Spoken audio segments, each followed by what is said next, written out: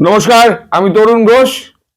মুস্তাফিজুর রহমান ইস্যুতে আরো উত্তাপ হচ্ছে। আইপিএল একটা বেসরকারি, আইপিএল কিন্তু সরকারি কোনো অনুষ্ঠান নয়, খেলাটেলা নয়। আইপিএল বিসিসিআই এর একটি বডি, সেখানে ইন্ডিয়ান প্রিমিয়ার লিগ হয়। এখন এই ইন্ডিয়ান প্রিমিয়ার লিগের তার যে নিয়ম কানুন, তা হচ্ছে যারা যারা খেলতে ইচ্ছুক সব দেশকে চিঠি পাঠানো হয়। যারা যারা খেলতে ইচ্ছুক বা পুরনো যারা ছিল, অ্যাপ্লিকেশন না করলেও তারা, পুরনো প্লেয়াররা, তারা সবাই অ্যাপ্লিকেশন করতে পারে। মানে দর হাঁকানোর সময় সেই অকশন টেবিলে আসতে পারে। এটাই হচ্ছে দস্তুর। আর নতুন যে সমস্ত, যেমন ব্রাজিল আছে, ব্রাজিল আছে, আমেরিকা আছে, তাদেরকে চিঠি পাঠানো হয়। নতুন যারা সংযোজন হচ্ছে তাদের চিঠি পাঠানো হয়। বাংলাদেশকে কিন্তু চিঠি পাঠানো হয়নি। এখন বাংলাদেশের এত ভারত বিরোধিতা, তা সত্ত্বেও বাংলাদেশের খেলোয়াড় মুস্তাফিজুর রহমান তিনি অ্যাপ্লাই করেছিলেন। দোষটা কিন্তু ভারতবর্ষের, দোষটা কিন্তু বিসিসিআই এর। আমি কিন্তু বাংলাদেশের দোষ দেব না। বাংলাদেশের একটাই দোষ, সেটা হচ্ছে এত ভারত বিরোধিতা সত্ত্বেও তারা অ্যাপ্লাই করছে কেন। আমার বক্তব্য হচ্ছে সেইটা, দোষটা কিন্তু বিসিসিআই এর। আমি আপনাকে নেমন্তন্ন করলাম, আপনি আমার বাড়িতে এলেন, অথবা আমার বাড়িতে আপনি আসা যাওয়া করেন। এবার একদিন হঠাৎ আপনি ঢুকতে এলেন একটা কোনো অনুষ্ঠানে, আমার দারোয়ান আপনাকে আটকে দিল। ন্যাচারালি আপনি অপমানিত হবেন, ব্যাপারটা হয়ে গেছে তাই। কিন্তু অফিসিয়ালি ভারতবর্ষ কিন্তু, বিসিসিআই কিন্তু চিঠি পাঠায়নি আইপিএল এর জন্য এই মুস্তাফিজুর রহমানকে। তো মুস্তাফিজুর রহমান একটা খেলোয়াড়, তার 9,20,00,000 টাকা, তার গচ্চা গুণগান জ্ঞান। যদিও শোনা যাচ্ছে শাহরুখ খানের কোম্পানি কেকেআর, তারা কিন্তু 9,20,00,000 টাকা তাকে দিয়ে দেবে। তার যাতে কোনো খেদ না থাকে, তার যে লসটা হয়েছে বিসিসিআই এর জন্য, তার এটা নেওয়ার জন্য, তার জন্য তাকে ওই টাকাটা তাকে ফেরত দিয়ে দেওয়া হবে। মানে দিয়ে দেওয়া হবে তার টাকাটা, 9,20,00,000 টাকা। সেটা সমস্যা নয়, 9,20,00,000 টাকা শাহরুখ খানের কাছে কোনো টাকাই নয়। কিন্তু এটা নিয়ে বাংলাদেশ যা রাজনীতি শুরু করেছে ভাই, আমায় তো গালে হাত পড়ে গিয়েছে। বাংলাদেশে নাকি আইপিএল এর সম্প্রচার বন্ধ। খাইছে, করুক কি, আমাকে তো টাকা লস হয়ে যায়, প্রচুর লস হইব। বাংলাদেশে যদি মুমিনরা যদি না দেখে, আবার ভারত বিরোধিতা করে, তাহলে আইপিএল দেখবে কেন? ঠিক করেছে মোহাম্মদ ইউনূস সরকার, ভারত বিরোধিতা করছে অথচ আইপিএল দেখবো। ও হবে না, আইপিএল দেখা হবে না। জয়, আমাদের কথা আর চলবে না। এখন মোহাম্মদ ইউনূস সরকার, তারা সরকারিভাবে ঘোষণা করেছে, এবং রিজওয়ানা ম্যাডাম বলেছেন আর বসে দেখার সময় নয়। কি করবেন? ভারত আক্রমণ করবেন, আরো ভারত বিরোধিতা করবেন, আবার একটা হিন্দু মহিলাকে আবার ধর্ষণ করে, তাকে অত্যাচার করে, তাকে হাসপাতালে পাঠাবেন। আর কত করবেন? এবার এই যে জিনিসগুলো শুরু করছেন না, এর উপযুক্ত ফল আপনারা, রিজওয়ানা ম্যাডাম, আপনারা পাবেন।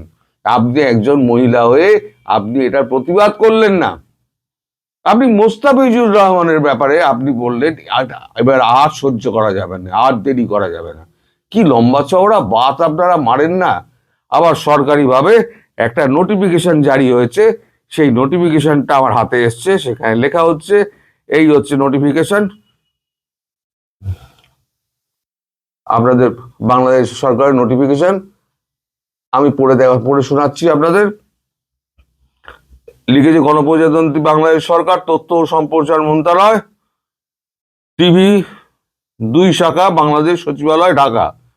উপযুক্ত বিষয়ের পরিপ্রেক্ষিতে জানানো যাচ্ছে যে ভারতীয় ক্রিকেট বোর্ড কর্তৃক আগামী 28শে মার্চ 2026 থেকে অনুষ্ঠেয় ইন্ডিয়ান প্রিমিয়ার লিগ (আইপিএল) খেলার বাংলাদেশ তারকা তারকা খেলোয়াড় জনাব মুস্তাফিজুর রহমানকে কলকাতা নাইট রাইডার্স দল থেকে বাদ দেওয়ার নির্দেশ দৃষ্টিগোচর হয়েছে। আরে বাপরে, খুব সাংঘাতিক। ভারতীয় ক্রিকেট বোর্ডের এহেন সিদ্ধান্তের কোনো যৌক্তিক কারণ জানা নেই এবং এই সিদ্ধান্ত বাংলাদেশের জনগণকে বঞ্চিত, মর্মাহত ও ক্ষুব্ধ করেছে। এমত অবস্থায় পরবর্তী নির্দেশ না দেওয়া পর্যন্ত ইন্ডিয়ান প্রিমিয়ার লিগের সকল খেলা এবং অনুষ্ঠান সম্প্রচার বন্ধ রাখার নির্দেশনা করা দেওয়া হলো। যথাযথ কর্তৃপক্ষের অনুরোধ সাপেক্ষে সই করেছেন মোহাম্মদ ফিরোজ খান, সহকারী সচিব। তার ফোন নাম্বার দিয়ে, ইমেল আইডি দিয়ে তাকে আবার সব কপি দেওয়া হয়েছে। কোথায় কোথায় কপি গিয়েছে তা কপি দেওয়া হয়েছে। এখন তাহলে বক্তব্য হচ্ছে, তাহলে পরে এ তো ভারতবর্ষের তো প্রচুর লস হয়ে গেল মশাই। ডক্টর ইউনূস, আপনি তো আমাদের ধনে প্রাণে মেরে দিলেন। আপনারা এত লোক যদি না দেখেন তাহলে বিসিসিআই এর কত নষ্ট হবে টাকা, বলুন তো। আমার তো পুরো গালে হাত পড়ে গেল। এবার আমরা ভাববো যে আমরা করবোটা কি। এই যে আপনারা, খুব মুশকিলে পড়ে গেল, খুব মুশকিলে পড়ে গেলাম। আমাদের পেট চলবে কি করে? কিন্তু মশাই, একটু খবর টবর নিন, পণ্য সম্পর্কে একটু খবর টবর নিন। আমি তো কথা দিয়েছি আমি করব না, আমি ওই ভিডিও করবই না, কিন্তু আপনারা একটু খবর টবর নিন। আপনাদের খাদ্যপণ্যের ব্যাপারে ভারতবর্ষ কি সিদ্ধান্ত নিচ্ছে, একটু খবর টবর নিলে দেখবেন আত্মার আম খাঁচা হয়ে গেছে। যে আগামী কদিন, 1 মাস বাদে কি 15 দিন বাদে আপনারা চাল ডাল তেল নুন সব যদি বন্ধ হয়ে যায়, কাঁচা লঙ্কা পেঁয়াজ সব যদি বন্ধ হয়ে যায়, তারা সমস্ত বন্ধগুলো বন্ধ করে দেয়, তাহলে আপনারা কোথা থেকে কি আনবেন? কোথা থেকে আনবেন? পাকিস্তান থেকে আনবেন,